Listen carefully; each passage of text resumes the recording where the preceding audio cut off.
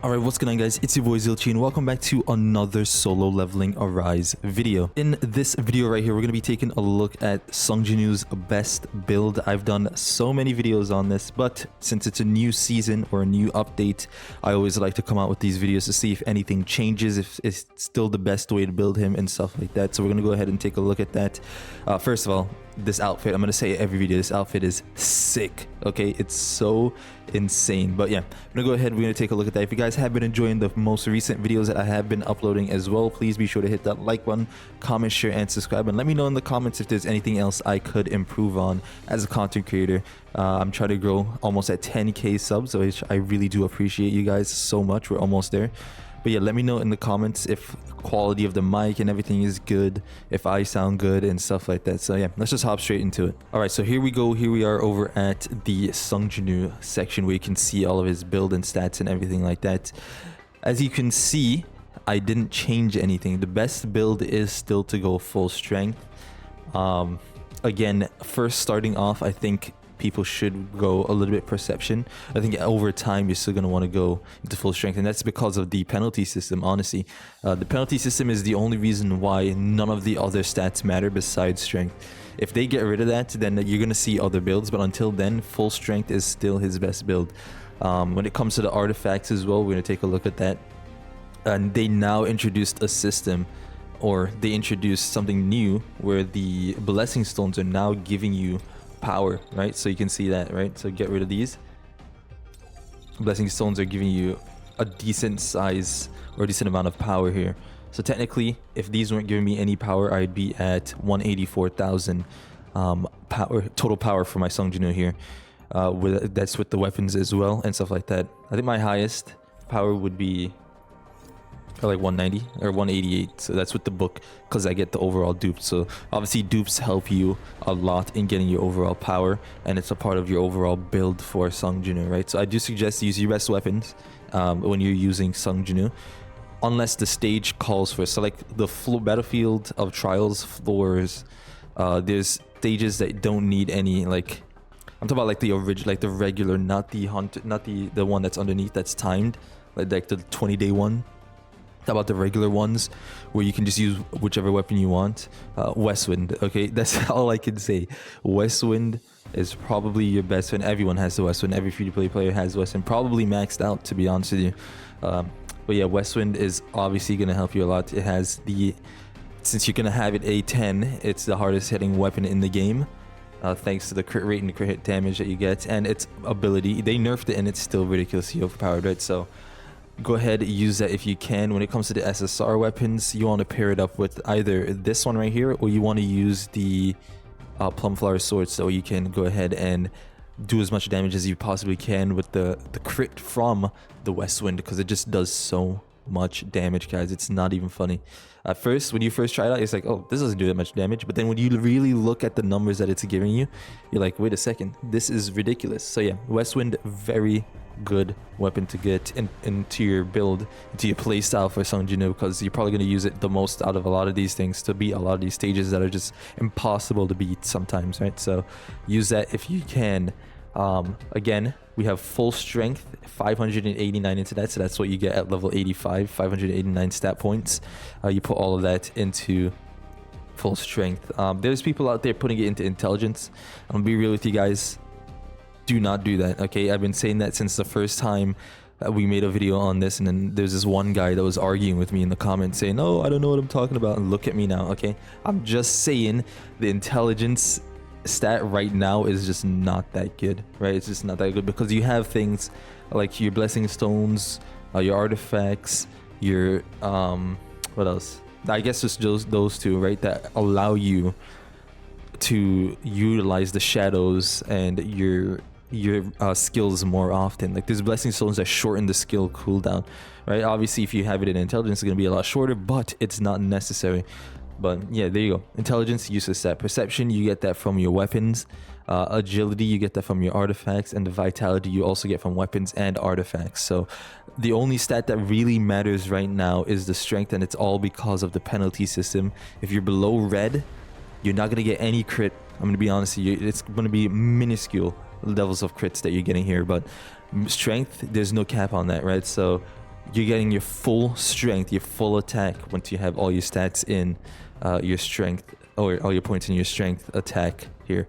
If you put it in perception, anything past 80% is really good, but anything at 80% is very good. Once you're at 80%, you don't need to have anything. So you can, if you wanted to, put some points into perception. There's nothing wrong with that, but I just still think you should go into full strength, because remember, even perception, when you go into the red, you're not going to really see the effects of perception in that fight, right? And when it comes to the skills, just use whatever skill is necessary for that fight, right? So skills, like if there's a horde of monsters or enemies, I use the black hole just so I can round them up and then just one-shot them with like any my ult from my weapons or something like that, right? Because once you use the black hole, you actually get a 15% to normal monsters increase in damage. So very good. Very, very good. So that's what I use. And when it comes to, I always run a break skill because most stages require a break skill. Most of the time, I'm probably going to use the almighty fire break because this one is ridiculous, and it also increases the critical hit damage, which is very, very, very strong. So that's what I usually run. I also do suggest you guys get your ult up to level 10 with the JINWOO. Strong, it's his strongest move, obviously. Sorry, I need to clear the throat.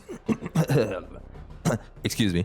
So yeah, make sure you guys do that. Blessing stones, again, it depends on the stage that you're on, right? For me, when I'm doing power of destruction, I like to use this because apparently it is a back attack when you attack him. And then I use the boss slayer.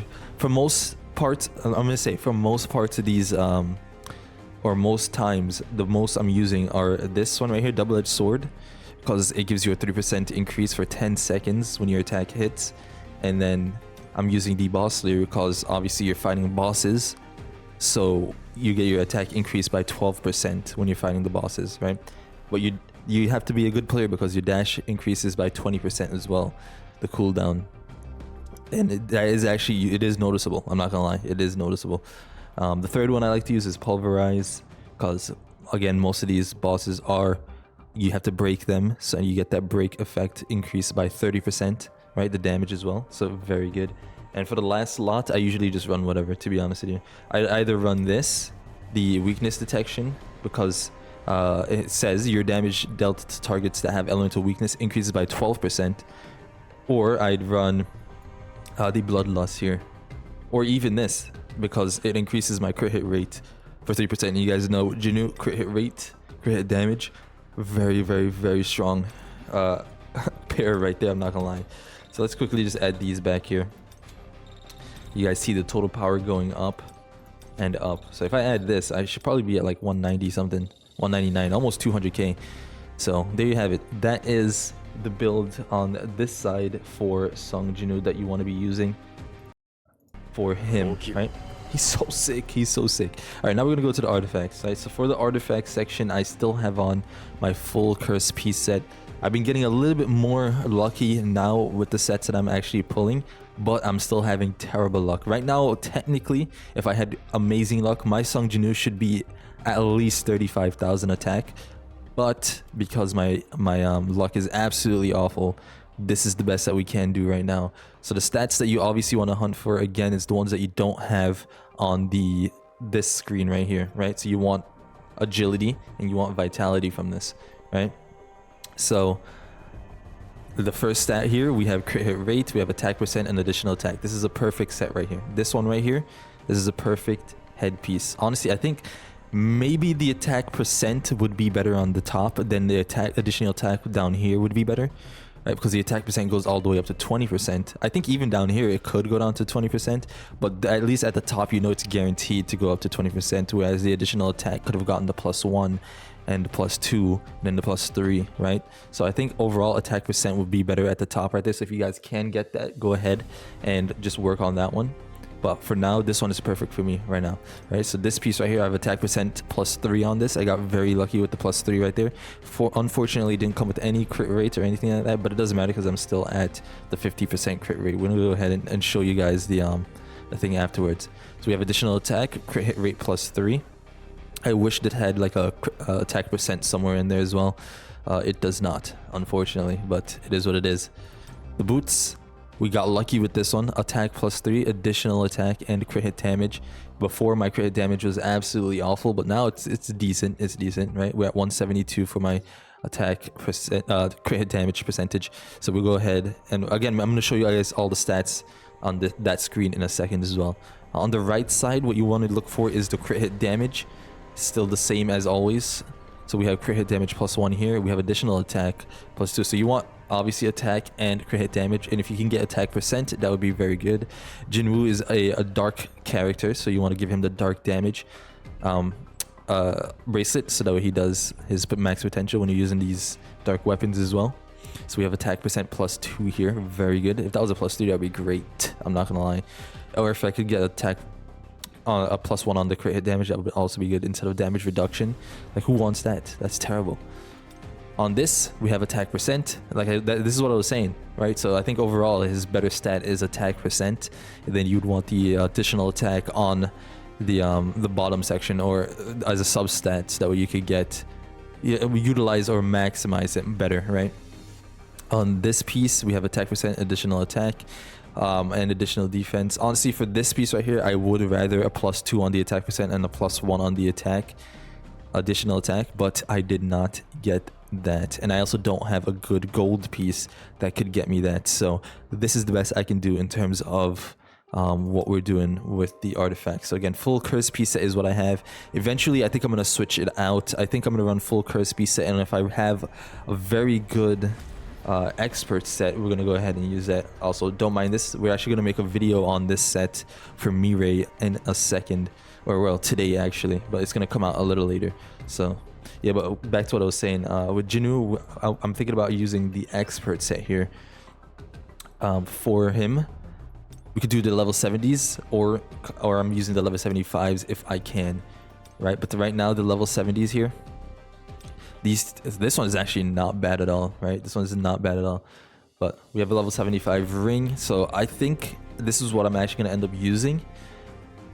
I think overall it might be a little better. We'll have to take a look and see, but I think the 4-piece curse set and then the 4-piece extra set is going to give him the max potential for his damage overall, right? So yeah, I think that we're gonna make a video on that as well. So yeah, there you have it. That is the best Sung JINWOO build still to this day, is full strength. Until they decide to change the penalty zone, I think that's going to stay the same for a very long time. The other stats are very useless. I don't even know why they have it in the game on this side. Just have the one stat strength and just allow us to just put everything in there, and then just get rid of these and just tell us, oh yeah, you get those from the artifacts, because that's basically what it is, the artifacts and the weapons, right? So I can show you guys the weapons here. Like I was saying, the West Wind, a lot of you guys probably already have A10, so I do suggest you guys use that a lot. Use it to your advantage while you can before they decide to nerf it some more. All right, so there you have it. If you guys did enjoy this video, hit that like button, comment, share, and subscribe, and I'll see you guys in the next one. Peace.